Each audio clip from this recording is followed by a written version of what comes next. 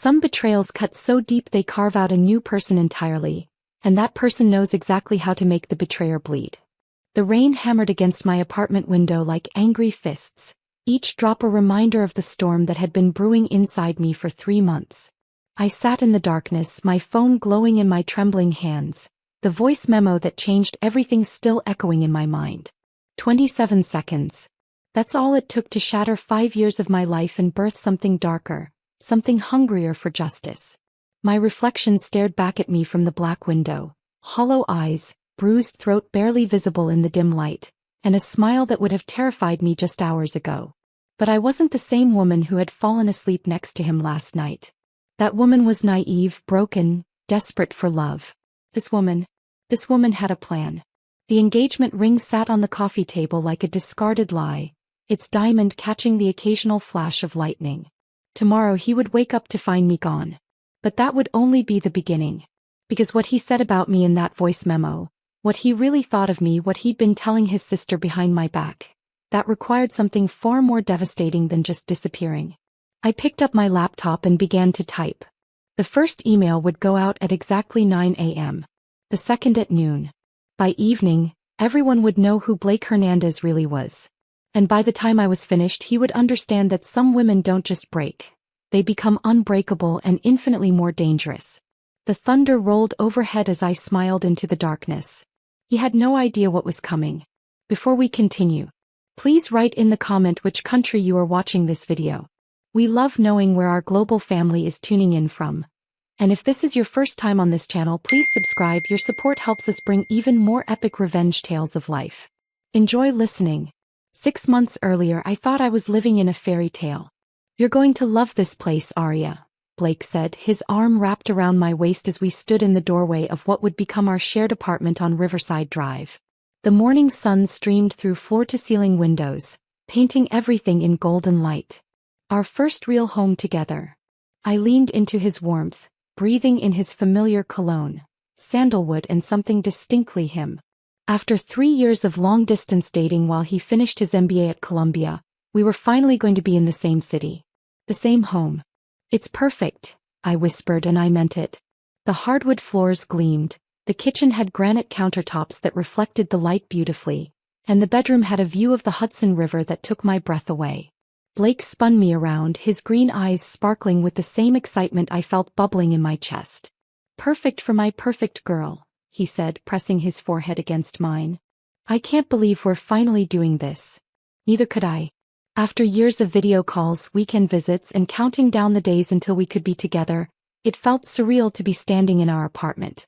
Our space. Our future. The first month was everything I had dreamed it would be. Blake would surprise me with coffee in bed, his dark hair still messy from sleep, that crooked smile that had made me fall for him in college spreading across his face. We'd cook dinner together, his hands guiding mine as he taught me to make his grandmother's pasta sauce.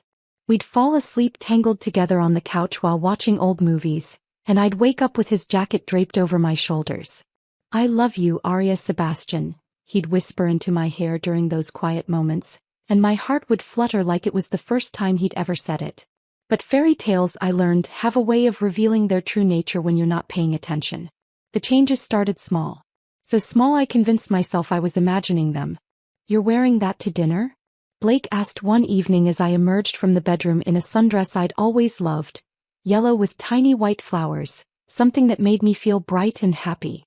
I looked down at myself, suddenly self-conscious. What's wrong with it? Nothing's wrong, he said quickly, but his eyes lingered on the dress with something that looked like disappointment. It's just, we're going to Meridian. It's a nice place. Maybe something a little more sophisticated. I changed into a black cocktail dress, the kind that made me feel like I was playing dress-up in someone else's life. But Blake's face lit up when he saw me, and he pulled me close for a kiss that tasted like approval. There's my beautiful fiancé, he murmured against my lips, and the words still sent shivers through me. He'd proposed just 2 weeks after we'd moved in together, on the roof of our building under a canopy of stars.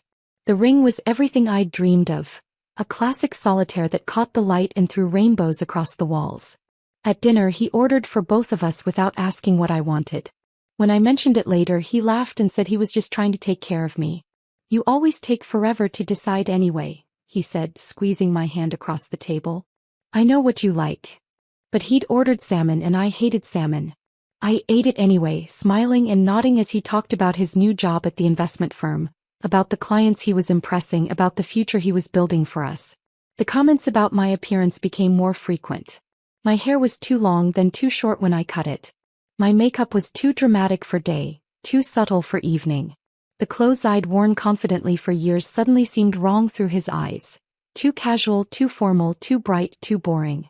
I'm just trying to help you put your best foot forward, he'd say when I'd get quiet after his suggestions. You're so beautiful, Arya. I want everyone to see what I see. But I was starting to wonder what exactly he saw when he looked at me. The first time he raised his voice, I was so shocked I actually stepped backward. Are you serious right now? He snapped, his face flushing red as he stared at the credit card statement in his hand. $200 at Target? What the hell did you even buy? Groceries, I said, my voice smaller than I intended. And some things for the apartment. Towels and... We already have towels, Arya. We don't need to waste money on things we don't need. He threw the statement on the counter and I flinched at the sound. I'm working my ass off to build something here and you're just throwing money away. I'm sorry, I said automatically, though I wasn't sure what I was apologizing for. I didn't think.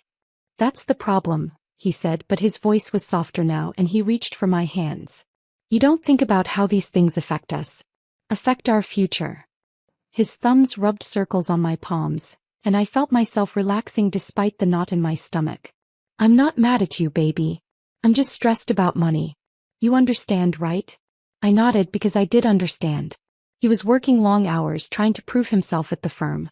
The pressure was getting to him. It wasn't really about the money, it was about the stress. But the next week when I bought groceries with cash from my own account, he still found something to criticize. The bread was the wrong brand. The milk was too expensive. I was being wasteful, careless, thoughtless. Maybe you should make a list before you go, he suggested, his arm around my shoulders as we put the groceries away. Plan out the meals for the week. That way you'll only buy what we actually need. So I made lists. Detailed, organized lists that accounted for every meal, every snack, every household item we might need. I showed them to Blake before I went shopping and he'd nod approvingly and kiss my forehead. See? You're getting so much better at this, he'd say, and the praise would warm me from the inside out. But even with the lists there was always something wrong. I bought the wrong brand of pasta sauce, not the one his grandmother used. I forgot to get the specific type of coffee he liked. I picked up bananas that were too ripe, too green, too expensive. It's like you're not even trying, he said one evening after I'd apparently bought the wrong kind of cheese for the lasagna he wanted to make. I ask for one simple thing and you can't even get that right. The words hit me like a slap and I felt tears prick at my eyes. I am trying, I said, my voice barely above a whisper.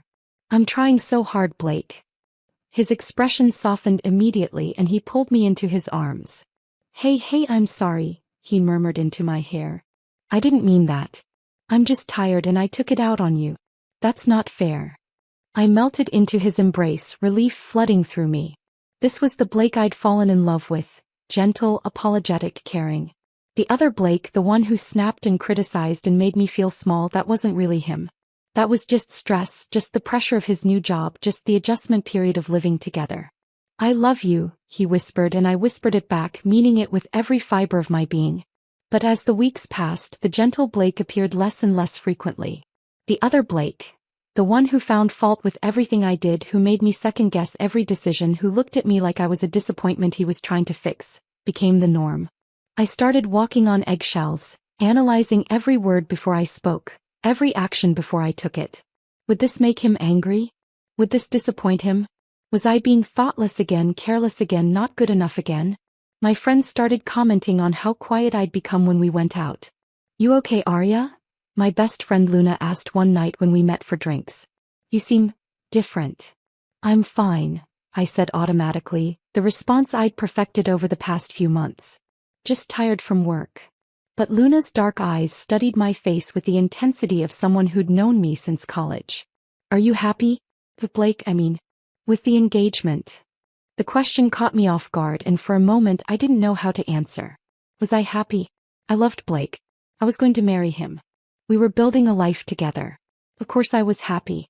Yes, I said, but the word felt strange in my mouth. Of course I'm happy. Why would you ask that? Luna shrugged, but her expression remained concerned. You just seem smaller lately.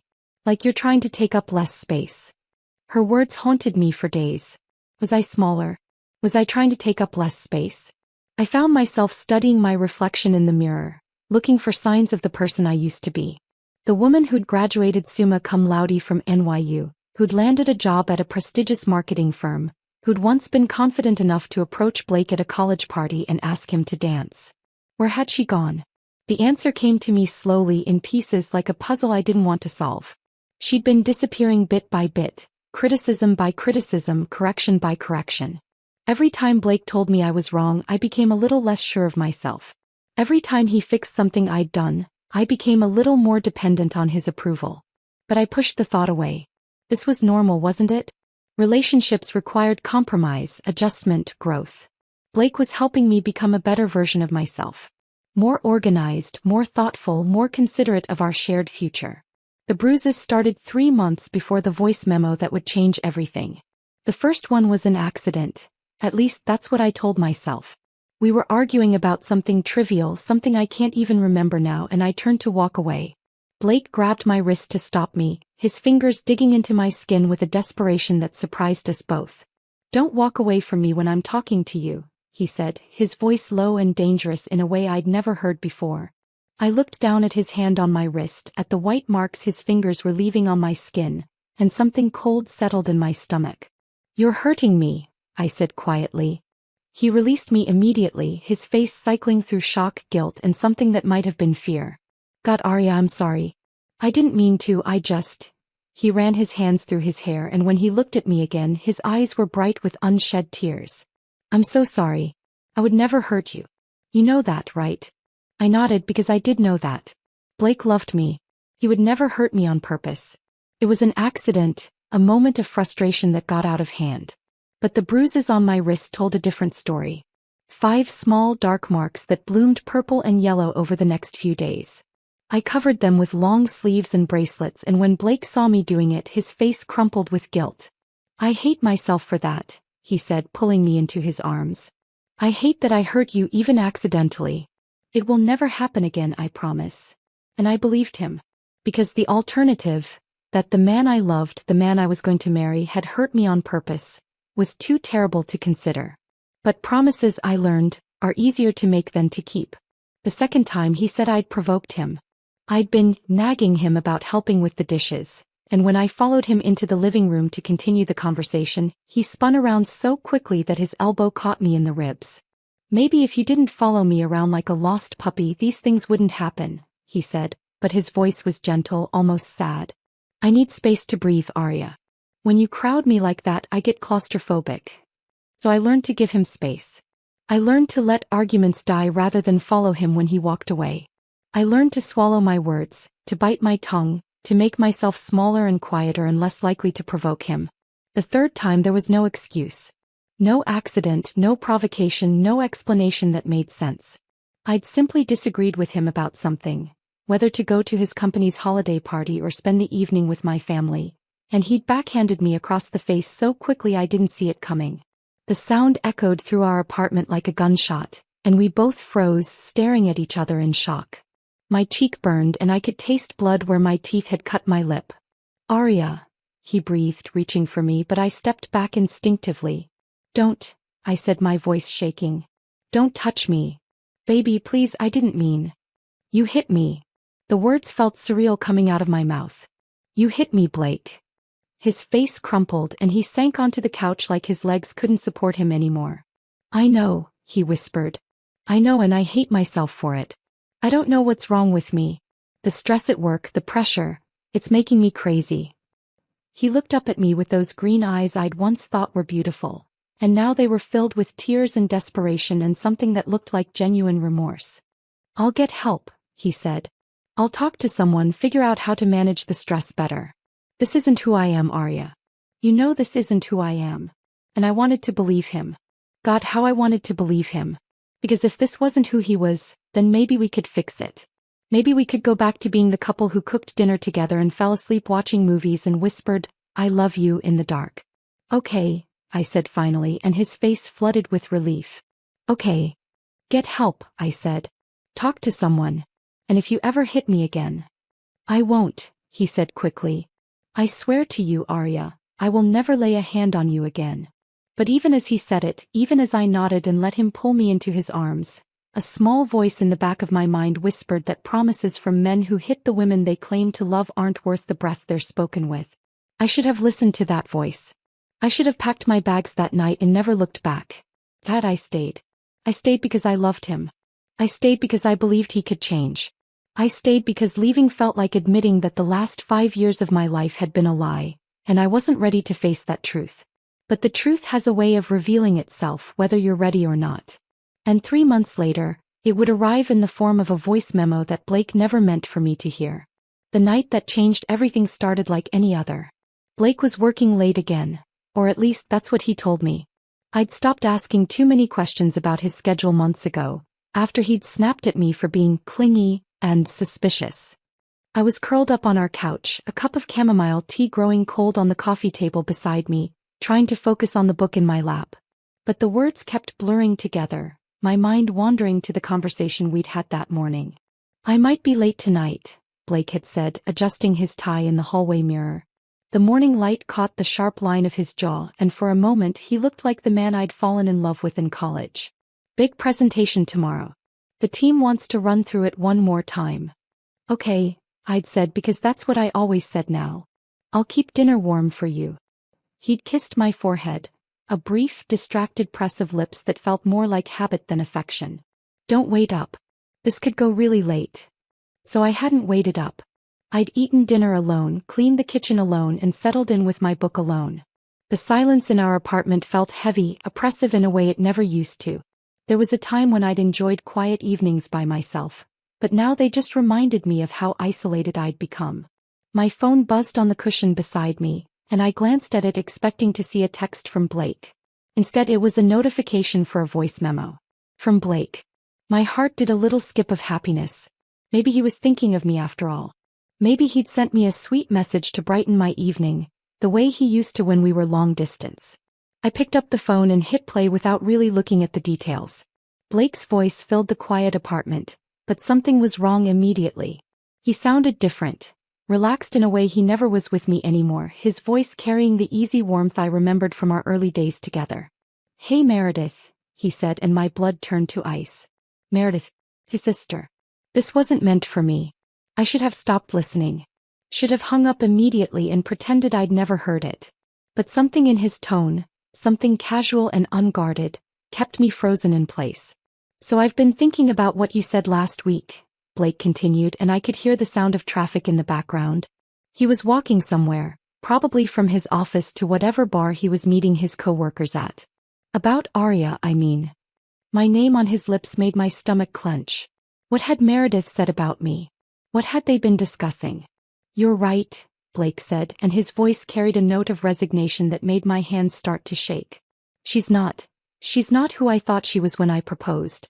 Hell, she's not who I thought she was when we moved in together. The book slipped from my numb fingers and hit the floor with a soft thud. I mean, don't get me wrong, Blake continued, oblivious to the fact that his words were tearing my world apart. She's sweet. He tries so hard to please me, it's almost pathetic sometimes. But that's just it, she's pathetic. She has no backbone, no opinions of her own anymore. It's like living with a ghost. A ghost. He thought I was a ghost. Remember how she used to be in college? Blake's voice took on a wistful quality that made me want to scream. She was so confident, so sure of herself. She'd argue with professors, debate politics at parties, call me out when I was being an ass. I loved that about her. Tears were streaming down my face now, hot and silent. I wanted to turn off the phone to stop this torture, but I couldn't move. I had to hear it all. But now. God, Mare, she asks my permission for everything. What to wear, what to eat, what to watch on TV. She's turned herself into this perfect little housewife who never disagrees with me about anything. And the worst part is, I think I did that to her. There was a pause and I could hear him sigh heavily. I know I've been difficult lately. The stress at work, the pressure to succeed, I've been taking it out on her and she just takes it. She apologizes for things that aren't her fault, walks on eggshells around me, flinches when I move too fast. Christ, I made her flinch, Meredith. What kind of man does that make me? The kind who hits women, I thought bitterly. The kind who breaks them down piece by piece until they're shadows of who they used to be.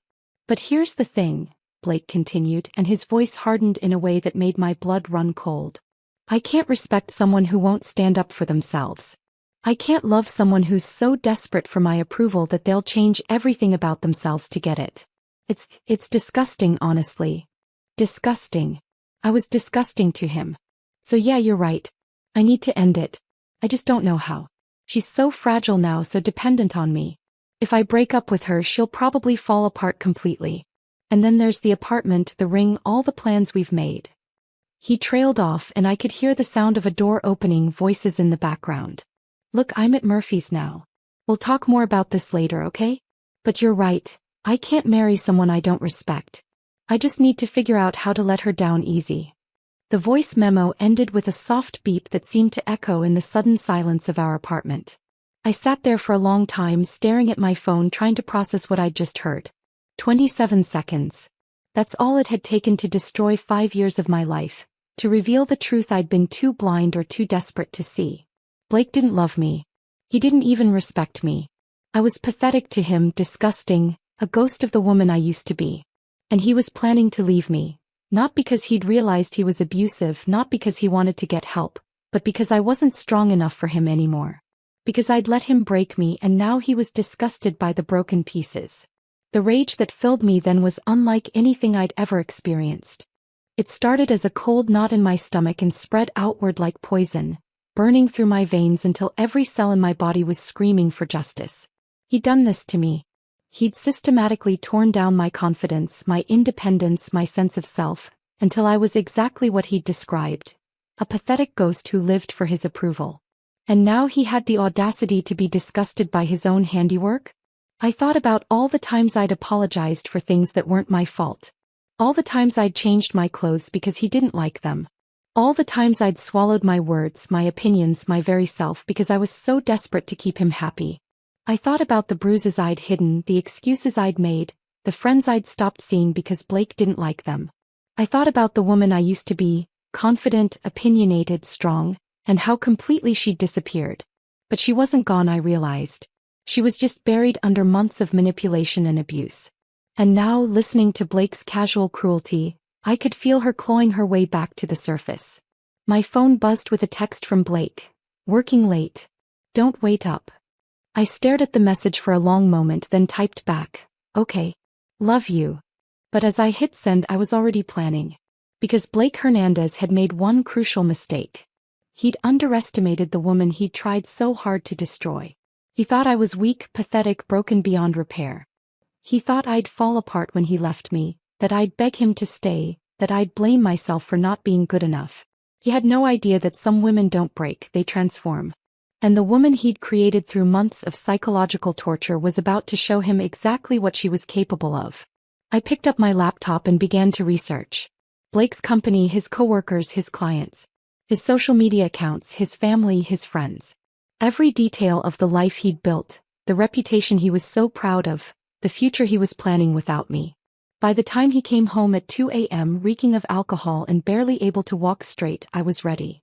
Hey baby, he slurred, stumbling into the bedroom where I was pretending to sleep. Sorry I'm so late. You know how it is.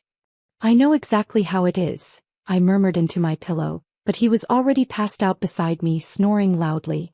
I lay awake for the rest of the night, staring at the ceiling, perfecting my plan. By morning I had every detail mapped out. Every move calculated. Every consequence considered. Blake Hernandez thought he knew me. Thought he'd broken me down into something manageable and disposable. He was about to learn how wrong he was. I woke up before dawn, my body moving with a purpose I hadn't felt in months.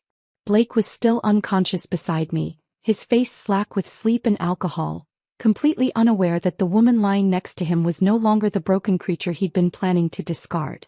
The first step was the hardest. Leaving. Not because I would miss him, God no. But because walking away meant acknowledging that the last 5 years of my life had been built on a foundation of lies and manipulation. It meant admitting that I'd lost myself so completely that I'd become unrecognizable even to me.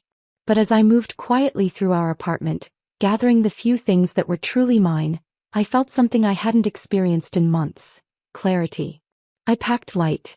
A suitcase with enough clothes for a week, my laptop, important documents, and the small jewelry box my grandmother had left me, the only thing in this apartment that Blake had never criticized or tried to change. Everything else could stay. The furniture we'd picked out together, the kitchen gadgets he'd insisted we needed, the engagement ring that had once represented my dreams, it was all tainted now, contaminated by the truth of what our relationship really was. I left the ring on his nightstand where he'd see it immediately upon waking. No note, no explanation. Just the diamond solitaire that had once made me feel chosen, special, loved. Now it looked like what it had always been: a beautiful lie. My hands were steady as I called a cab, my voice calm as I gave the driver the address of the extended stay hotel I'd booked online. I'd paid for a month in advance using the credit card Blake didn't know about, the one I'd opened secretly after he'd started monitoring our joint account so closely. The old Arya would have felt guilty about the deception. This Arya felt nothing but satisfaction. As the cab pulled away from Riverside Drive, I allowed myself one look back at the building that had been my prison for the past year. Blake was probably still sleeping off his hangover, blissfully unaware that his pathetic fiancé had just walked out of his life forever. But leaving was only the beginning.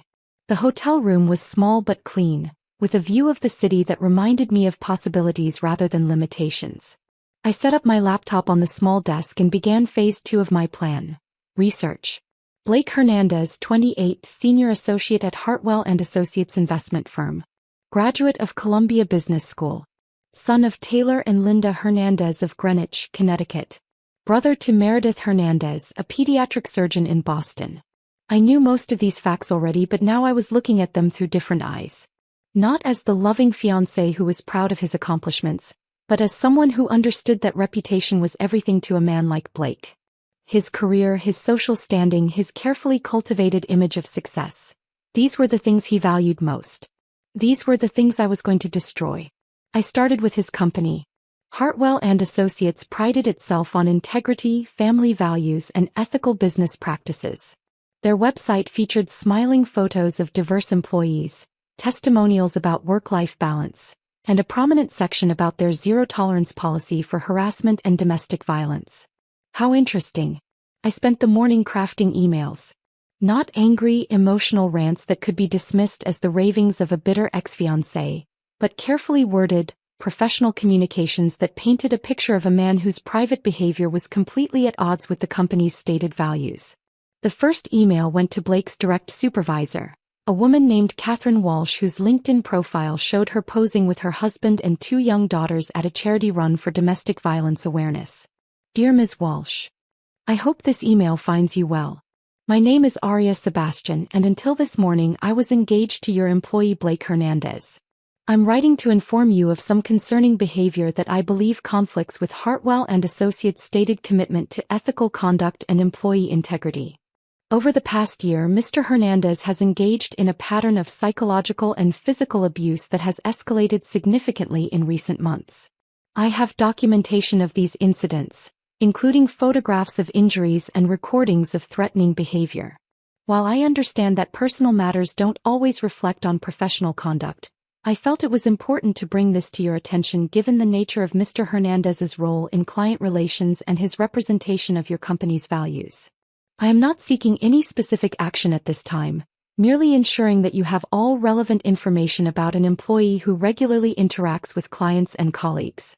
I trust you will handle this information with the discretion and seriousness it deserves. Sincerely, Arya Sebastian. I attached a single photograph, one I'd taken of the bruises on my wrist after the first accident. I told myself at the time that I was documenting it for my own peace of mind, never imagining I'd actually use it. But the old Arya had been smarter than I'd given her credit for. The second email went to the HR department, with copies to several senior partners whose email addresses I'd found on the company website. The third went to the client Blake had been bragging about landing, a family foundation that funded women's shelters. By noon, I'd sent 12 carefully crafted emails to various people in Blake's professional orbit. Not enough to seem like a coordinated attack, but enough to ensure that whispers would start circulating. Questions would be asked. His reputation would begin to crack. But I wasn't done. Not even close. Phase 3 involved social media, and this required a more delicate touch. Blake was active on LinkedIn, Instagram, and Facebook, carefully curating an image of professional success and personal happiness. Photos of us at company events, vacation pictures from our trip to Napa last year, posts about his promotion and our engagement. I couldn't attack him directly. That would make me look unstable, vindictive.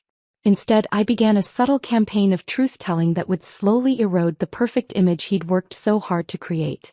I started by updating my own social media profiles. Changed my relationship status from engaged to single. Removed Blake from my profile pictures. Posted a simple status update. Sometimes the strongest thing you can do is walk away. Within an hour, the comments started pouring in.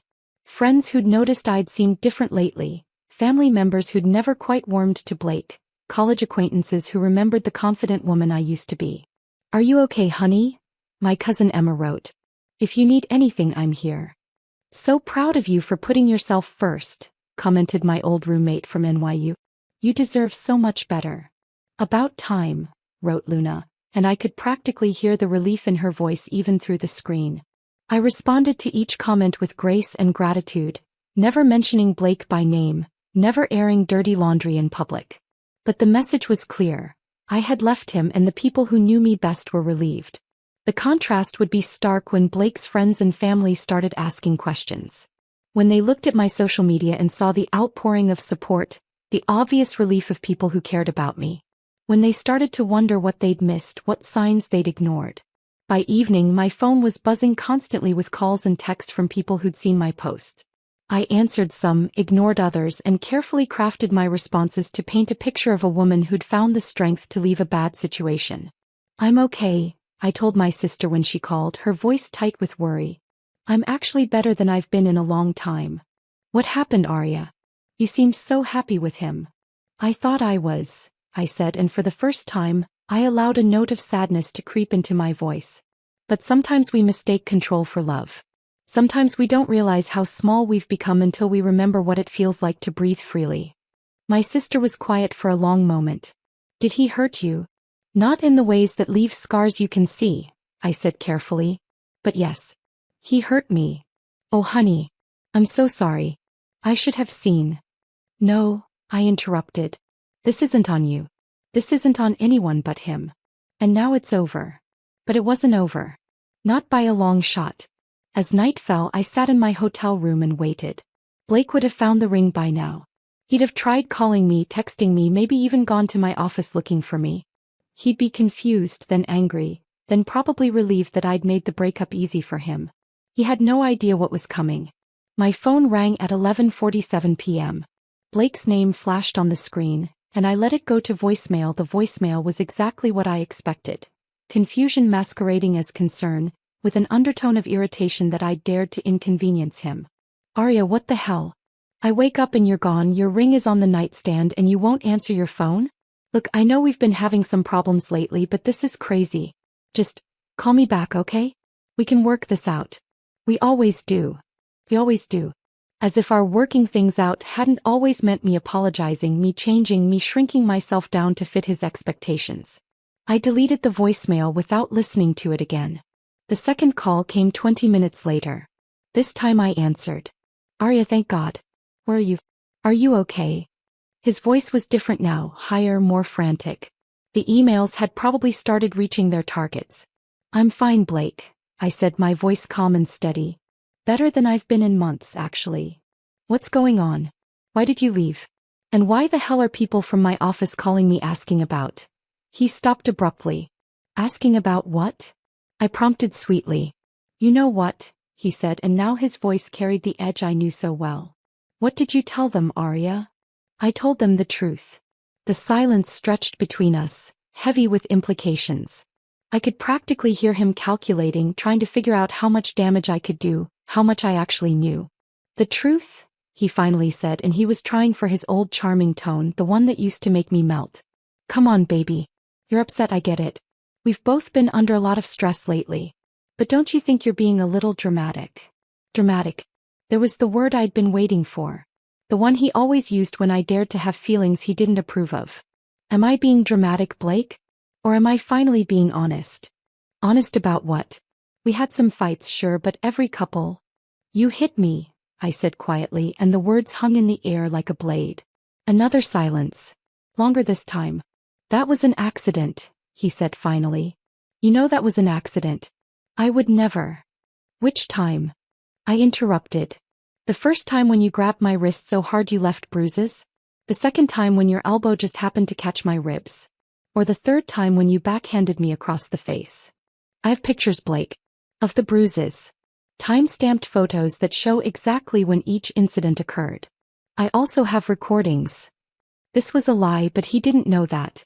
And the fear in his voice when he spoke again told me the bluff had worked. Recordings of what? Of you. Of the things you say to me when you think I'm too broken to fight back. Of the way you talk about me when you think I can't hear. Like the voice memo he'd accidentally sent me. But I wasn't ready to play that card yet. Look, Blake said, and now he was in full damage control mode. I know I haven't been perfect. The stress at work, the pressure, it's been making me crazy. But I love you, Arya. We can get through this. I'll get help. You'll what? Go to therapy? Promise to change? Tell me how sorry you are and how it'll never happen again. I laughed, and the sound was sharp enough to cut. I've heard this song before, Blake. I'm not interested in the encore. So what, you're just going to destroy my career over some relationship problems? That's insane, Arya. That's what? I asked when he trailed off. That's not who you are, he said finally, and his voice was softer now, almost pleading. You're not vindictive. You're not cruel. You're better than this. You're right, I said. The woman you've been living with for the past year isn't vindictive or cruel. She's pathetic and desperate and so broken down that she disgusts even the man who claims to love her. I heard his sharp intake of breath and knew he was remembering the voice memo, wondering if I'd somehow heard it. But here's the thing, Blake, I continued. That woman isn't who I really am. She's who you made me. And now that I remember who I actually am, I find that I'm very interested in making sure you face some consequences for what you've done. Arya, please. Good night, Blake. Oh, and don't bother trying to find me. I'm somewhere you'll never think to look. Somewhere safe where I can think clearly for the first time in months. I hung up before he could respond and immediately blocked his number. Then I opened my laptop and began phase 4. The next morning brought exactly what I'd hoped for. Chaos. I woke up to 17 missed calls from Blake's various phone numbers. His cell, his office line, even his parents' house phone. He'd clearly been desperate enough to involve his family, which meant the panic was setting in. But more importantly, my carefully planted seeds were beginning to sprout. The first sign came in the form of a LinkedIn notification. Blake had been tagged in a post by someone from his company. A group photo from a team-building event with the caption, "Celebrating our amazing colleagues who embody Hartwell's values every day." But Blake's face had been conspicuously cropped out of the image. Small, subtle, but telling. I made myself coffee in the hotel's tiny kitchenette and settled in to watch the show unfold. By 10 a.m., Blake had created a new phone number and was calling me from that. I let it go to voicemail, then listened to his increasingly frantic messages. Arya, I know you're getting these. Catherine Walsh called me into her office this morning. They're putting me on administrative leave pending an investigation. An investigation, Arya. Do you understand what this means for my career? I understood perfectly. It meant everything was going according to plan. The next message was angrier. This is insane. You can't just destroy someone's life because you're upset about a breakup. I have rights, Arya. I have a reputation to protect. The irony was delicious. Blake Hernandez, who had spent months systematically destroying my sense of self, was outraged that someone might damage his reputation. But the third message was different. His voice was smaller, more vulnerable, and for a moment he sounded like the man I'd fallen in love with in college. Please, Arya. I know I messed up. I know I hurt you and I'm sorry. I'm so sorry. But this is going to ruin everything I've worked for. Can't we just talk? Can't we figure this out like adults? Like adults. As if hitting your fiancé was adult behavior. As if psychological abuse was a mature way to handle relationship stress.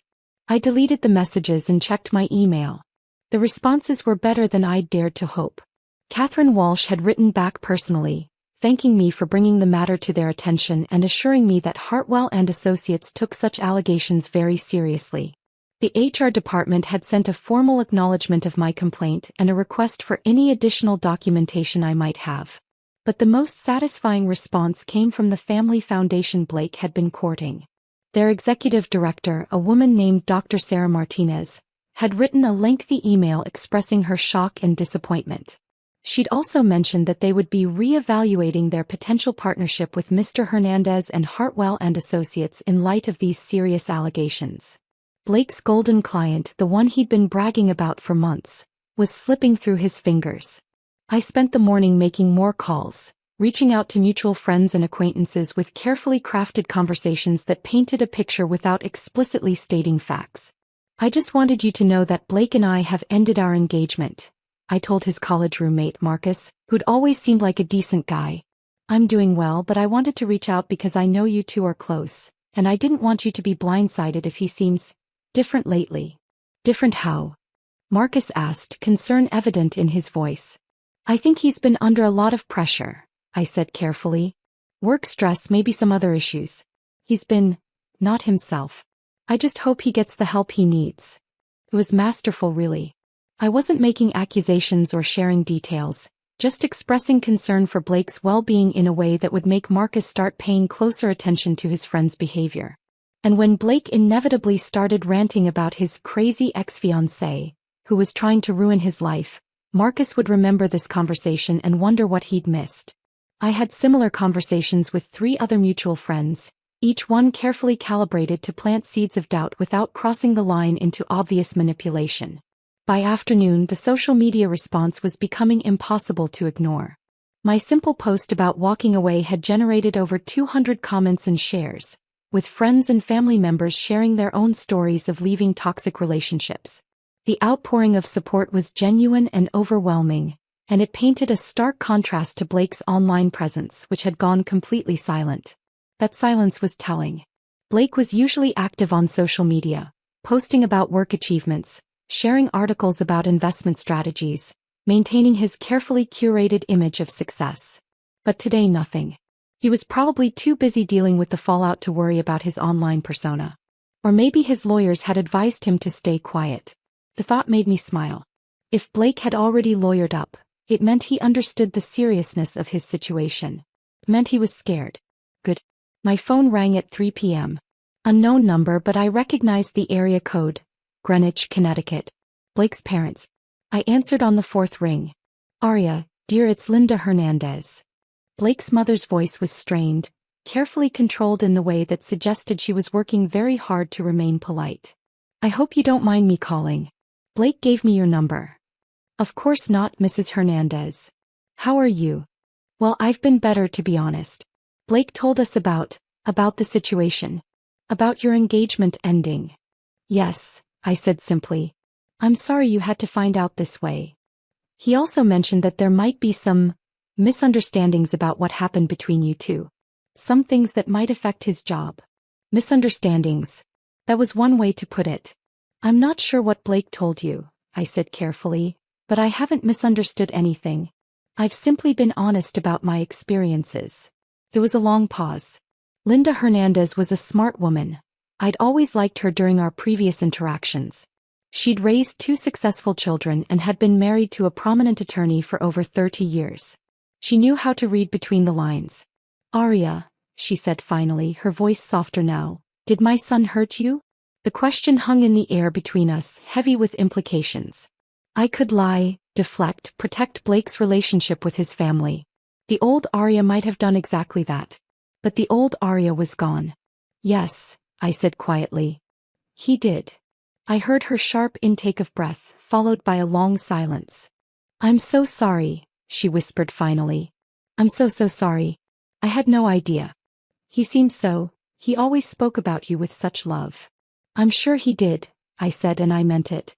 Blake probably did love me in his own twisted way. But love without respect, love that came with conditions and punishments, love that required me to disappear piece by piece, that wasn't really love at all.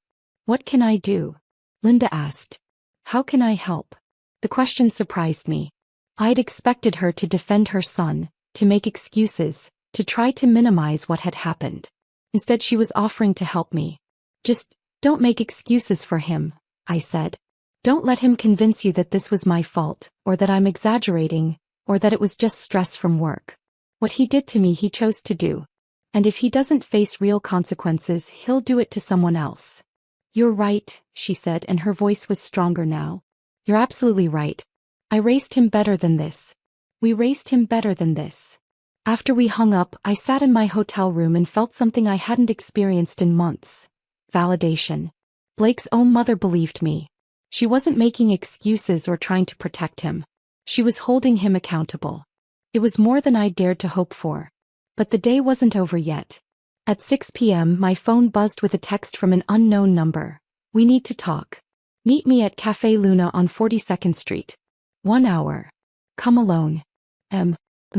Meredith. Blake's sister. I stared at the message for a long time, weighing my options.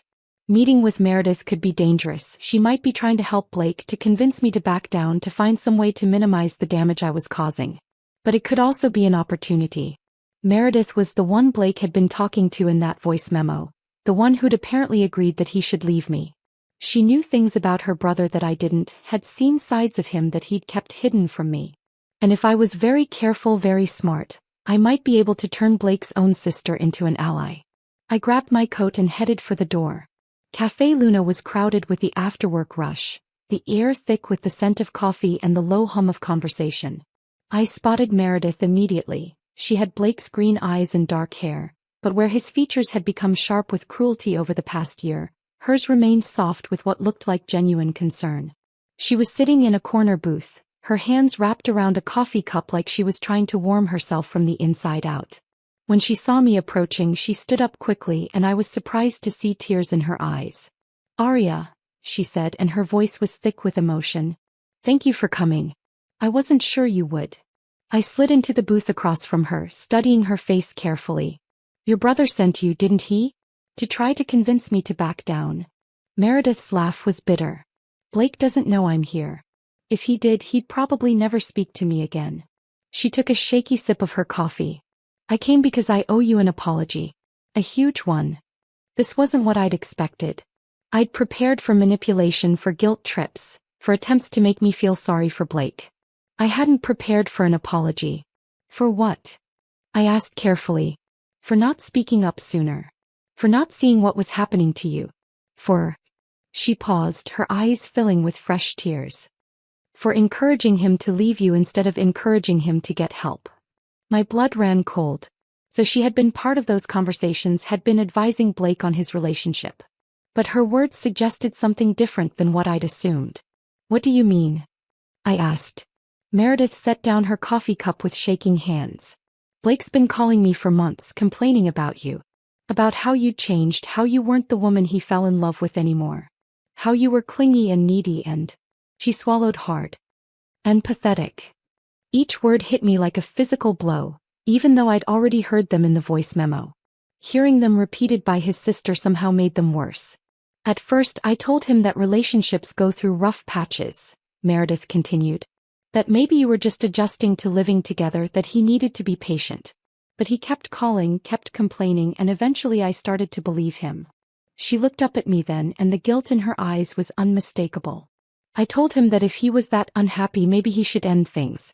I said that life was too short to stay in a relationship that wasn't working. I thought, God, Arya, I thought you were just incompatible.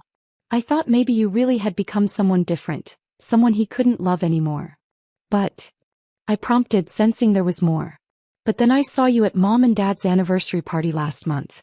Do you remember?" I did remember. It had been a tense evening, with Blake criticizing everything from my dress to my conversation topics on the drive there. By the time we arrived, I'd been walking on eggshells, terrified of doing anything that might set him off. "You were so quiet," Meredith said. "So small. You barely spoke unless someone asked you a direct question, and even then you kept looking at Blake like you were asking for permission. And when he snapped at you for spilling wine on your dress..." "It was an accident," I said automatically, the old defense mechanism kicking in. "I know it was an accident," Meredith said firmly. "But the way he spoke to you, the way you flinched. Arya, I've never seen you flinch before. You used to be so confident, so sure of yourself. You'd give as good as you got in any argument, stand up for yourself, call people out when they were being unreasonable. But that night you looked terrified. She paused, wiping at her eyes with a napkin. I went home that night and couldn't stop thinking about it. About how different you seemed, how scared you looked. And I started remembering other things. How Blake would interrupt you when you were talking, how he'd correct you about things that didn't matter, how he'd make these little comments about your appearance or your opinions that seemed harmless but were actually cruel. The word hung between us, heavy with recognition. I called him the next day, Meredith continued. I told him I was worried about you, that maybe something else was going on. That maybe the reason you'd changed wasn't because you were incompatible, but because something was wrong in your relationship. What did he say? Meredith's face darkened. He got angry. Really angry. He said I didn't understand the situation, that I was only seeing one side of things. He said you were manipulative, that you played the victim to get sympathy, that you were trying to turn his own family against him. I felt a chill run down my spine. Even when confronted by his sister's concerns, Blake had doubled down, had painted me as the problem. But the more defensive he got, the more I started to see the truth, Meredith said. I'm a doctor, Arya. I see the signs of abuse in my patients' families all the time. I know what it looks like when someone is being systematically broken down. And I realized that's exactly what had happened to you. She reached across the table and touched my hand gently. I'm so sorry I didn't see it sooner. I'm sorry I didn't speak up when I should have. And I'm sorry I ever told him to leave you instead of telling him to get help for whatever was making him treat you that way. I stared at her for a long moment, processing what she just told me. Blake's own sister had recognized the signs of abuse, had tried to confront him about it, and he'd responded by painting me as manipulative and vindictive. There's something else, I said quietly. Something you should know. I pulled out my phone and played the voice memo Blake had accidentally sent me. Meredith's face went white as she listened to her brother's casual cruelty, his disgust at what he'd turned me into, his plans to leave me because I wasn't strong enough for him anymore. When it ended, she was crying openly. Oh my God, she whispered. Oh my God, Arya, I'm so sorry. I had no idea he was talking about you like that. When he called me last week, he made it sound like you two were just growing apart, like it was mutual incompatibility.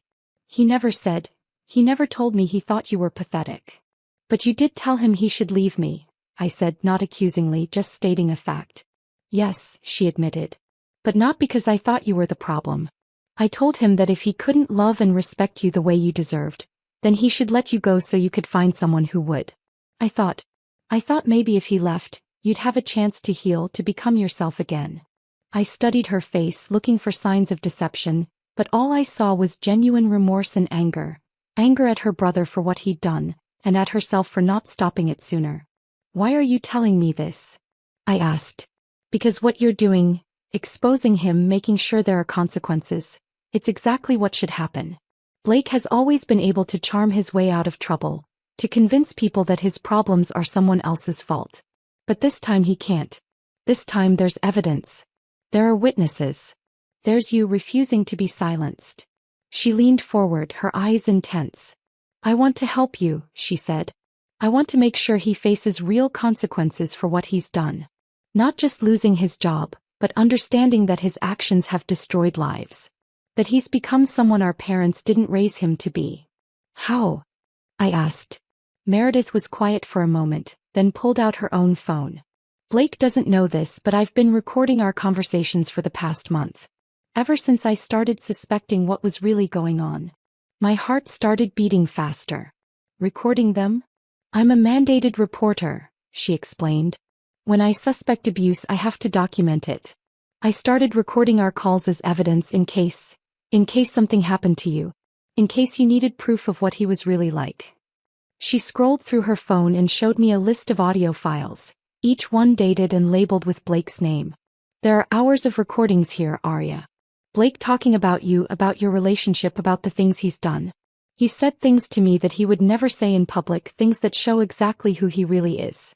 I stared at the phone, hardly daring to believe what I was seeing. You'd be willing to share those? I'd be willing to do more than that, Meredith said firmly. I'd be willing to testify if it comes to that.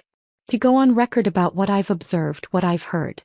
Blake is my brother and I love him, but what he's done to you is unforgivable. And if I don't speak up now, he'll do it to someone else." For the first time since I'd heard that voice memo, I felt tears prick at my eyes. But these weren't tears of pain or rage. They were tears of relief. I wasn't alone in this. Blake's own sister was willing to stand with me, to help me make sure he faced consequences for his actions. "There's something else," Meredith said quietly. "Something you should know about Blake's history." I looked up at her, waiting. "You weren't the first," she said, and her voice was barely above a whisper. "There was a girl in college, Rebecca. They dated for about a year and toward the end, she changed. Became quiet, withdrawn. She broke up with him suddenly, wouldn't tell anyone why. At the time, we all thought she was just being dramatic, that maybe she'd found someone else." My blood ran cold. "But now you think?" "Now I think Blake has been doing this for years," Meredith said. "I think he has a pattern of finding strong, confident women and systematically breaking them down until they're shadows of themselves. And then when he gets bored with what he's created, he discards them and moves on to someone new." The implications hit me like a physical blow. I wasn't Blake's first victim. There had been others before me, and if he wasn't stopped, there would be others after me. "I tried to find Rebecca," Meredith continued. "To reach out to her to see if she'd be willing to talk. But she's completely disappeared from social media, changed her name, moved across the country. It's like she's trying to erase every trace of who she used to be. Or like she was hiding from someone who had destroyed her so completely that she couldn't bear to be found." "We have to stop him," I said, and my voice was stronger than it had been in months. "We have to make sure he can't do this to anyone else." Meredith nodded. "I know. And I think I know how." She leaned forward, lowering her voice even though the cafe was loud enough that no one could overhear us. "Blake's company isn't just investigating him because of your complaint," she said. "There have been other complaints. Rumors about his behavior with female colleagues, questions about his conduct at company events. Your email was just the final piece of evidence they needed to take action." "How do you know that?" "Because I know someone who works there. A friend from medical school whose husband is a partner at Hartwell. She's been telling me about the whispers, the concerns that have been building for months. Blake thinks he's been subtle, but apparently he hasn't been as careful as he thought. This was better than I dared to hope. Blake wasn't just facing consequences for what he'd done to me, he was facing consequences for a pattern of behavior that had been building for months, maybe years." "What do you need from me?" I asked. "Keep doing what you're doing," Meredith said. "Keep telling the truth. Keep refusing to be silenced. And when the time comes, when they need witnesses, when they need evidence, be ready to stand up in court and tell your story." "And you'll stand with me?" "I'll stand with you," she said firmly. "Blake is my brother, but you're the victim here. And I'll be damned if I let him destroy another woman's life just because I was too cowardly to speak up."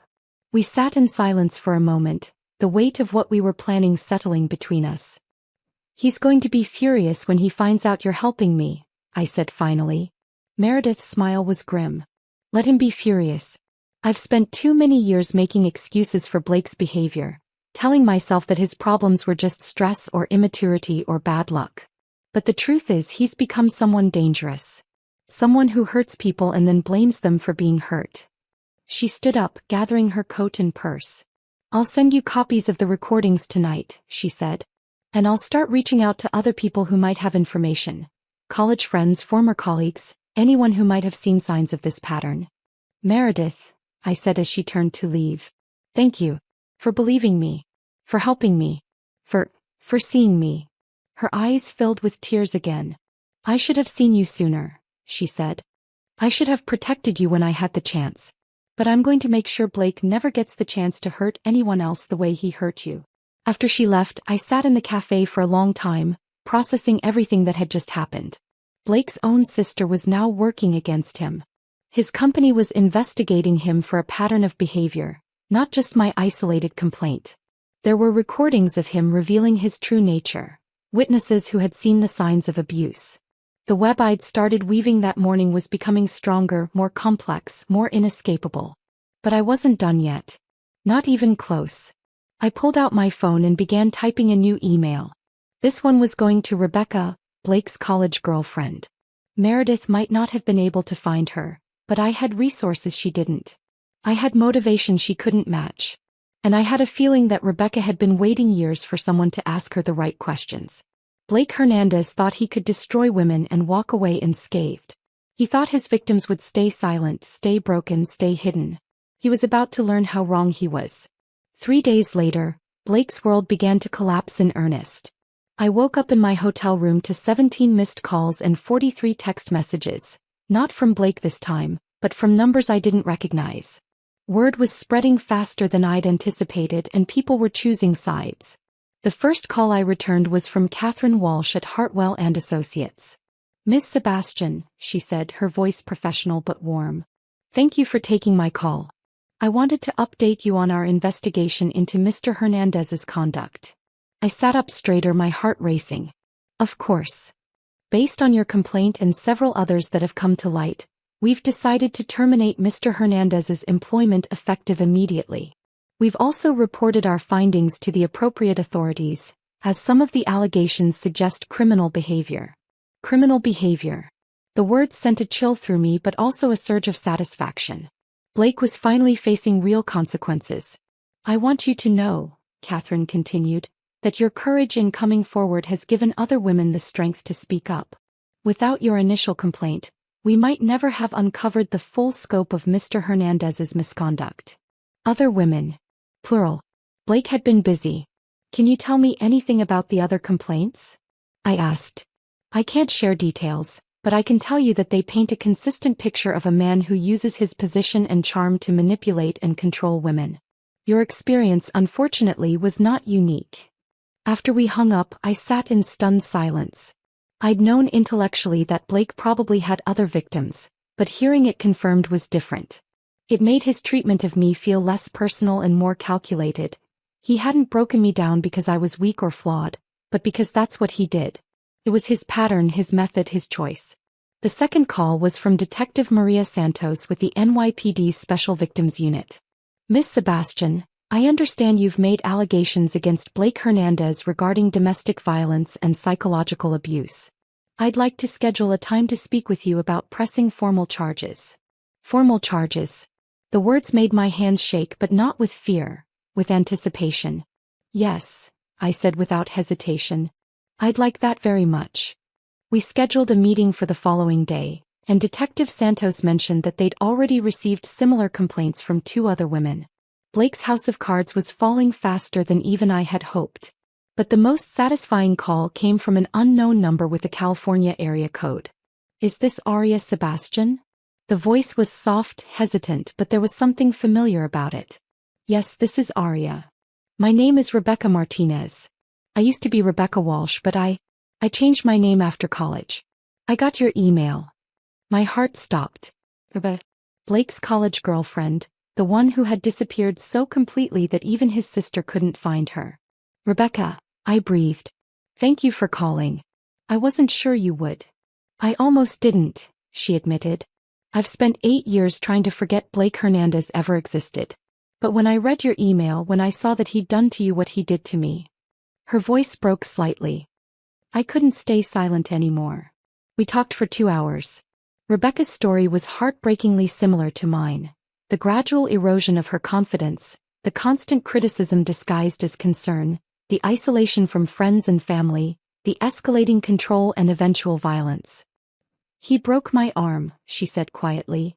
"Claimed it was an accident, that I'd fallen down the stairs. But I knew he'd pushed me, and I knew that if I stayed it would only get worse." "Why didn't you report it?" I asked gently. "Because I was 21 and terrified and convinced it was somehow my fault," she said. "Because he was charming and popular and came from a good family, and I was just some scholarship kid from the wrong side of town.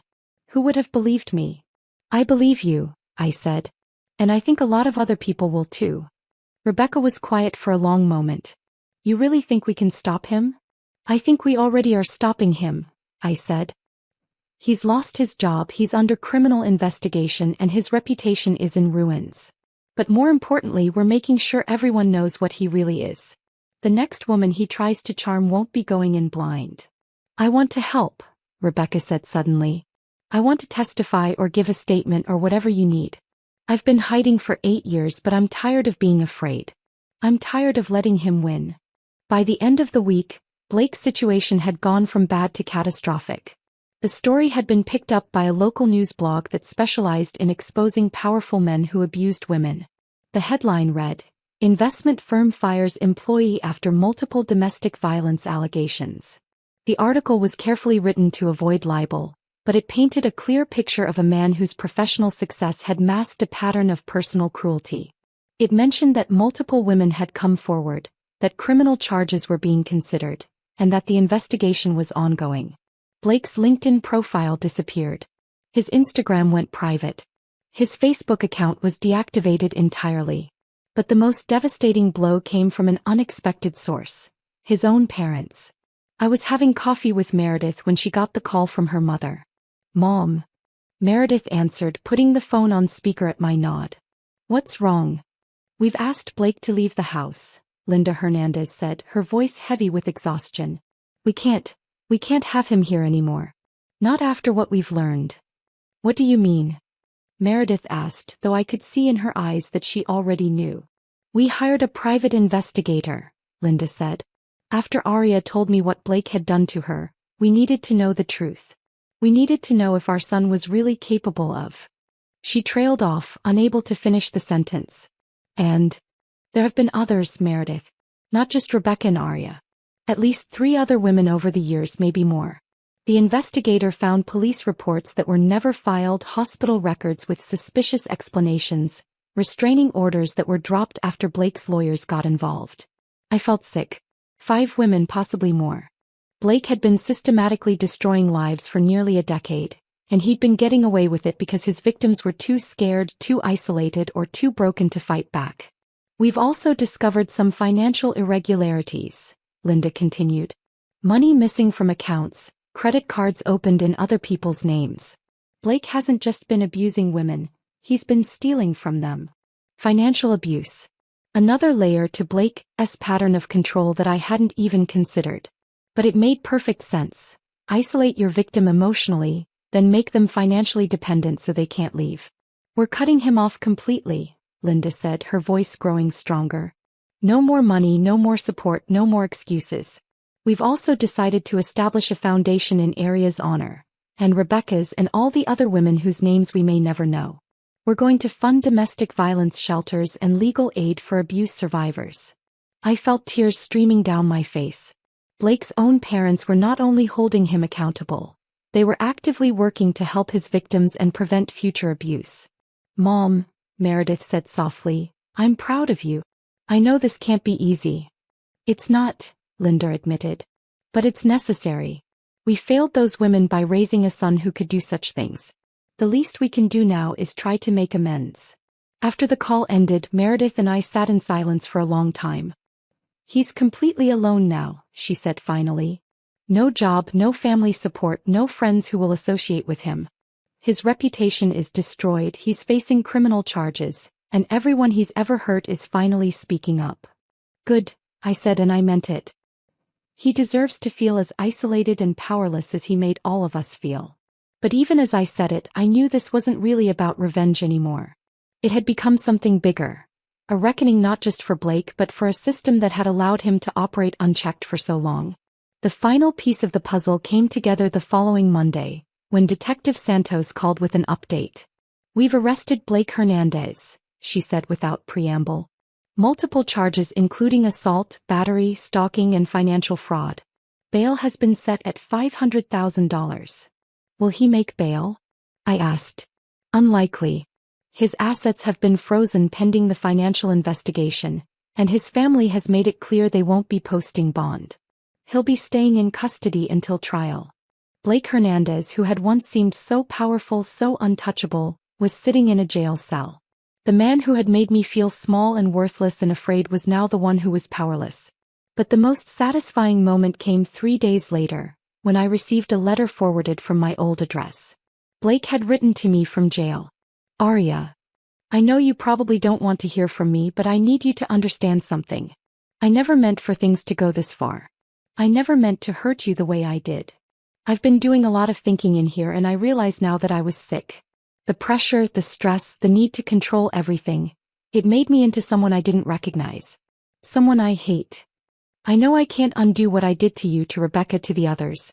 I know I can't take back the pain I caused or the damage I did. But I want you to know that I'm sorry. I'm so sorry. I don't expect you to forgive me. I don't expect you to visit me or write back or give me another chance. I just need you to know that you were right to leave. You were right to speak up. You were right to make sure I faced consequences. You saved yourself, and you probably saved other women too. You're stronger than I ever gave you credit for, and I'm sorry it took me losing everything to see that. I hope you can find peace. I hope you can heal.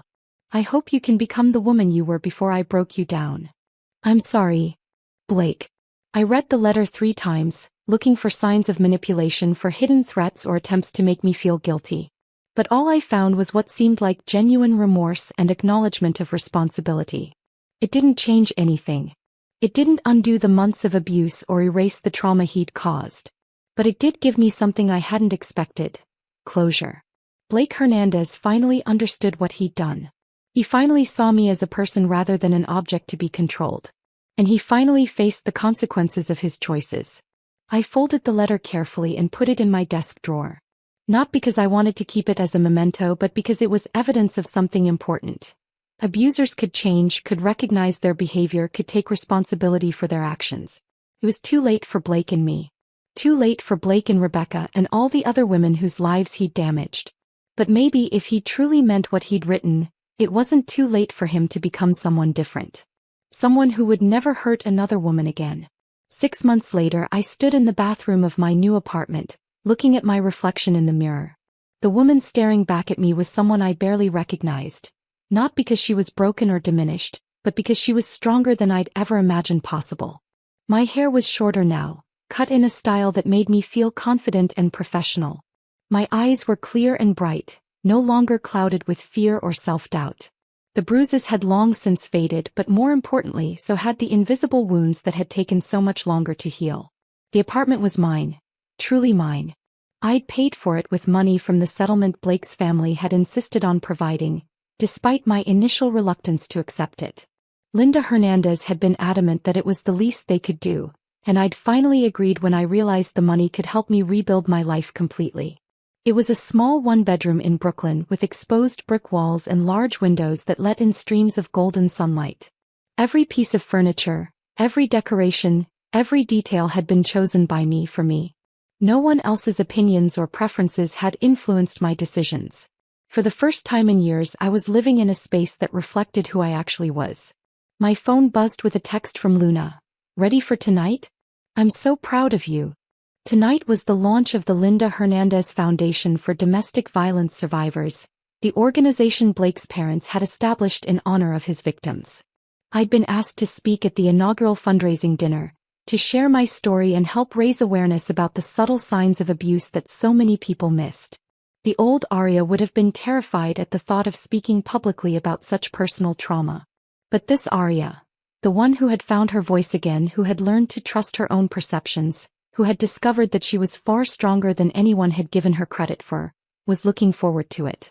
I'd spent months in therapy, working with Dr. Jennifer Walsh, no relation to Blake's college girlfriend, despite the shared name, to untangle the psychological damage Blake had inflicted.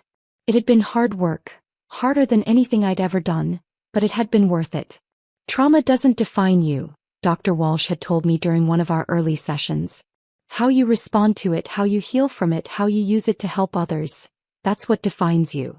And I was defining myself now, not as Blake's victim, but as a survivor who had found the strength to fight back.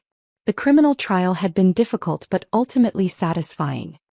Blake had pled guilty to multiple charges in exchange for a reduced sentence.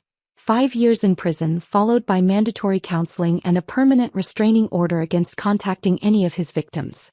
Rebecca had flown in from California to testify, and seeing her in person had been both heartbreaking and inspiring. She was still fragile in some ways, still dealing with the long-term effects of Blake's abuse, but she was also fierce and determined. We'd become friends, bonding over our shared experience and our commitment to making sure Blake never hurt anyone else. "He stole years from us," Rebecca had said after the sentencing, "but he doesn't get to steal our futures." The other women who had come forward, 3 more just as Linda Hernandez had discovered, had also found their voices. We'd formed an informal support group, meeting monthly to check in on each other and share resources for healing. It was strange how something so terrible had led to something so meaningful. Blake's abuse had isolated each of us, made us feel alone and ashamed. But speaking up about it had connected us in ways that were profound and lasting.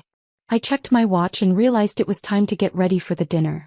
I'd chosen a dress that made me feel powerful, deep blue silk that brought out my eyes, with a cut that was elegant but not revealing. I'd learned to dress for myself again, to choose clothes that made me feel confident rather than trying to anticipate someone else's approval. As I was putting on my earrings, my phone rang. The caller ID showed a number I didn't recognize, but something about it seemed familiar. Hello. I answered cautiously. Arya? This is Marcus Jones, Blake's old roommate from college. I hope you don't mind me calling. I remembered Marcus.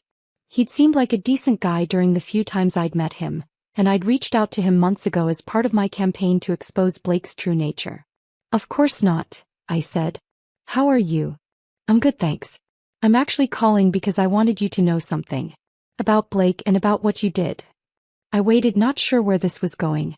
After everything came out, after the arrest and the trial, I started thinking about things I'd seen over the years. Things I'd dismissed or ignored because Blake was my friend and I didn't want to believe he was capable of. Marcus paused. Well, of what he was capable of. What kind of things? The way he talked about women. The way he described his relationships. I always thought he was just being a typical guy, you know? Complaining about girlfriends, making jokes that were maybe a little mean but not serious. But looking back, I can see that it was more than that. It was a pattern of disrespect and control that I should have recognized. Marcus's voice was heavy with regret. I should have said something. I should have called him out when he made those comments, or asked more questions when his girlfriend seemed to change so dramatically. I should have been a better friend to you and to Rebecca and to all the others. Marcus, I said gently, you couldn't have known.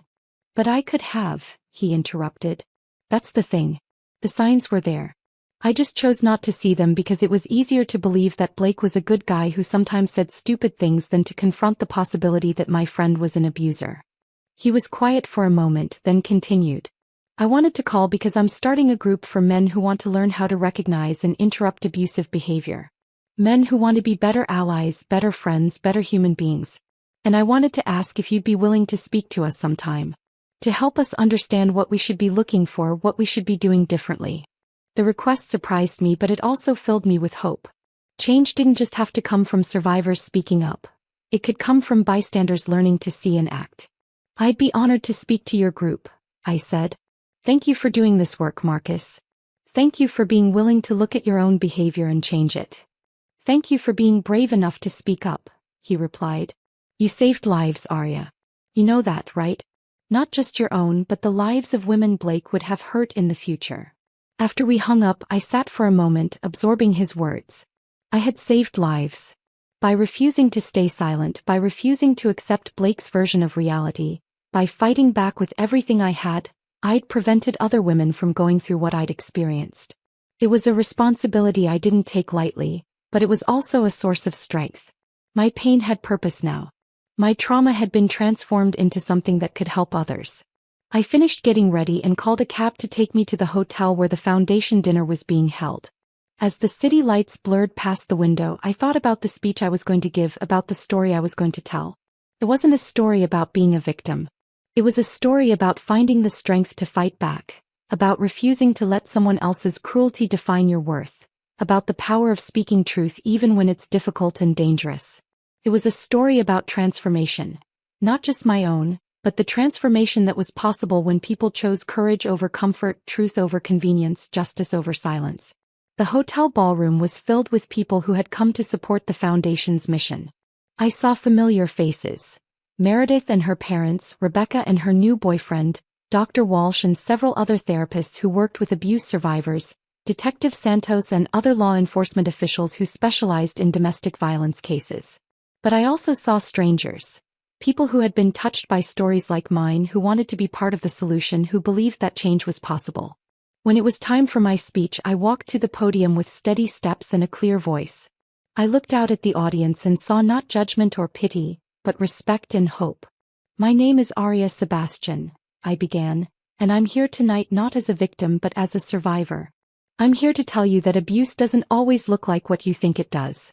It doesn't always leave visible scars or obvious signs. Sometimes it's subtle, gradual, almost invisible until it's too late. I told them about Blake, about the slow erosion of my confidence, about the way love had been weaponized against me. I told them about the voice memo that had changed everything, about the choice I'd made to fight back instead of disappearing quietly. I could have left silently, I said. I could have taken my broken pieces and tried to put them back together in private. Many women do, and there's no shame in that choice. But I realized that my silence would be Blake's protection. My shame would be his shield. And I refused to give him that gift. I talked about the investigation, the trial, the other women who had found their voices. I talked about the importance of believing survivors, of holding abusers accountable, of creating systems that supported healing rather than perpetuating harm. Blake Hernandez is in prison tonight, I said, not because I was vindictive or cruel, but because actions have consequences. Because abuse is a choice, and people who make that choice should face the results of their decisions. I paused, looking out at the faces in the audience, seeing tears and nods and expressions of determination. But this story isn't really about Blake, I continued. It's about all of us. It's about the choice we make when we see someone being hurt. Do we look away or do we act? It's about the choice we make when someone tells us they're being abused. Do we doubt them or do we believe them? It's about the choice we make when we have the power to create change. Do we stay comfortable or do we do what's right? I talked about the foundation, about the work that still needed to be done, about the women who were still trapped in situations like the one I'd escaped. Every dollar raised tonight will go toward helping someone find their voice, I said. Every program we fund will give someone the tools they need to rebuild their life. Every shelter we support will provide safety for someone who thought they had nowhere to go. As I concluded my speech, I felt something I hadn't experienced in years. Complete and total confidence in who I was and what I was doing. I am not the same woman who lived in fear for months, I said. I am not the broken, pathetic creature Blake Hernandez tried to create. I am someone who learned that strength isn't about never falling down. It's about getting back up, speaking your truth, and refusing to let anyone else's cruelty define your worth. The applause was thunderous, but more importantly, it was genuine. People weren't clapping out of pity or politeness. They were clapping because they'd been moved, inspired, motivated to action. After the dinner, as I was gathering my things to leave, a young woman approached me. She looked to be in her early 20s, with dark circles under her eyes and a nervous energy that I recognized immediately. "Miss Sebastian," she said quietly, "I'm sorry to bother you, but I wanted to thank you for your speech. For everything you've done." "You're not bothering me at all," I said gently. "What's your name?" "Sarah," she said. "And I think I might be in a situation like yours was. With my boyfriend. I've been making excuses for him, telling myself it's not that bad, but listening to you tonight." She trailed off, tears filling her eyes. "It is that bad, isn't it?" she whispered. "When someone makes you feel like you're crazy for having feelings, when they control what you wear and who you see, when they make you apologize for things that aren't your fault. That's not normal, is it?" "No," I said firmly. "It's not normal and it's not your fault, and you deserve so much better." I spent the next hour talking with Sarah, giving her resources, helping her make a safety plan, connecting her with people who could help. As I watched her walk away with Dr. Walsh's business card and the number for a local shelter, I felt the deep satisfaction that comes from knowing your pain has been transformed into purpose. This was why I'd fought back.